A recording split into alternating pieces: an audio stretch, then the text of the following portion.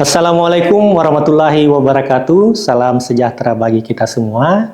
Sobat pelatihan, di video kali ini saya Arsil Waritsman, Widya Iswara Balai Diklat Keagamaan Ambon akan membawakan materi tentang pembahasan dan kesimpulan pada pelatihan publikasi ilmiah guru bentuk makalah.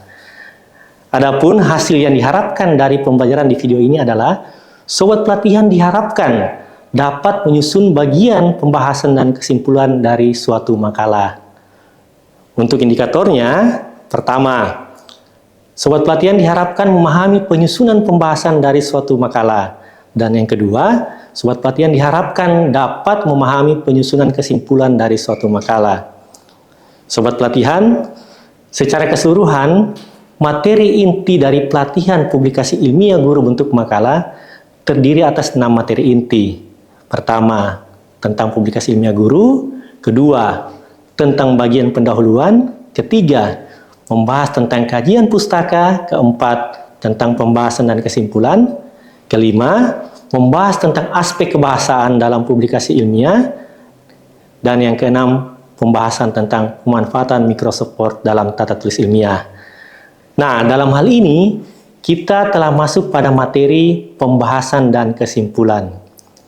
Saya berharap apa yang telah dipelajari di sesi sebelumnya dapat dipahami dengan baik sehingga dapat berlanjut ke materi pembahasan dan kesimpulan. Sobat pelatihan, terkait makalah yang dimaksud pada pelatihan publikasi ilmiah guru ini, ada 4 bentuk makalah yang dimaksud dalam bidang pendidikan yang dapat disusun oleh seorang guru. Pertama adalah makalah yang namanya makalah tinjauan ilmiah. Kedua, makalah berupa laporan hasil penelitian, misalkan hasil penelitian berupa penelitian tindakan kelas. Ketiga, makalah best practice. Dan yang keempat, makalah yang disusun untuk disajikan pada forum ilmiah.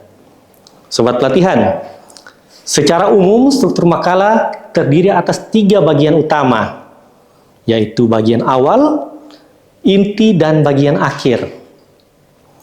Nah, dalam hal ini, pada bagian awal dari suatu makalah terdiri atas halaman judul, lembar persetujuan, kata pengantar, daftar isi, daftar tabel, daftar gambar, daftar lampiran, abstrak. Selanjutnya, bagian inti yang terdiri atas bagian bab pendahuluan, bab kajian pustaka, bab metode, bab hasil dan pembahasan, bab kesimpulan dan rekomendasi. Kemudian yang bagian akhir terdiri atas daftar pustaka beserta lampiran-lampiran data yang dipakai untuk menunjang isi makalah. Sobat pelatihan, sekarang kita masuk pada apa saja yang perlu disampaikan pada bagian pembahasan dari suatu makalah. Hal-hal yang perlu disampaikan pada bagian pembahasan suatu makalah adalah: pertama, menjelaskan hasil temuan dalam suatu penelitian atau kajian yang telah dilakukan. Kedua, kita diharapkan menjelaskan implikasi dari temuan data penelitian atau kajian yang telah dilakukan. Ketiga, menyampaikan bagaimana temuan tersebut mengatasi kesenjangan dalam literatur agar dapat memperluas pengetahuan pembaca saat ini, atau memberikan wawasan baru ke dalam fenomena atau masalah tertentu. Keempat, mengaitkan antara data hasil temuan penelitian atau kajian dengan permasalahan atau tujuan penelitian dan konteks teoritis yang lebih luas. Dan terakhir, memberikan jawaban atas pertanyaan mengapa ditemukan fakta seperti yang disajikan pada hasil penelitian atau kajian yang telah dilakukan. Sobat pelatihan, setelah bagian pembahasan, maka kita masuk pada bagian kesimpulan. Pada bagian ini, ada beberapa hal yang perlu disampaikan. Pertama, kesimpulan yang bersifat generalisasi, temuan sesuai permasalahan penelitian. Kedua, sampaikan implikasi dari hasil temuan penelitian atau kajian yang telah dilakukan. Ketiga, sampaikan rekomendasi penelitian lanjutan yang diperlukan. Sobat pelatihan, Demikian materi khusus untuk pembahasan dan kesimpulan dari suatu makalah.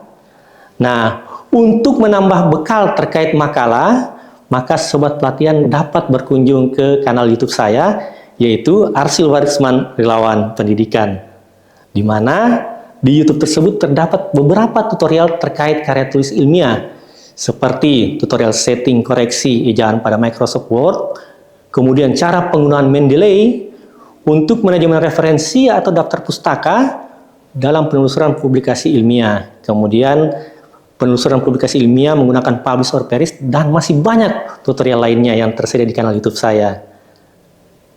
Sobat Pelatihan, semoga apa yang kita pelajari melalui video ini dapat dipahami dengan baik, sekaligus dapat diimplementasikan, sehingga besar harapan saya dari ilmu yang Bapak Ibu dapatkan dapat menghasilkan publikasi ilmiah berupa makalah. Sebagai akhir dari sesi ini, saya akan memberikan sebuah kalimat penutup, yaitu setiap langkah adalah perjuangan, maka melangkahlah dengan penuh keyakinan dan tanpa ragu, tetap berusaha berikan yang terbaik walaupun tidak menjadi yang terbaik. Sekian dari saya, Arsil Warisman, Widya Iswara Balai Diklat Keagamaan Ambon. Wassalamualaikum warahmatullahi wabarakatuh.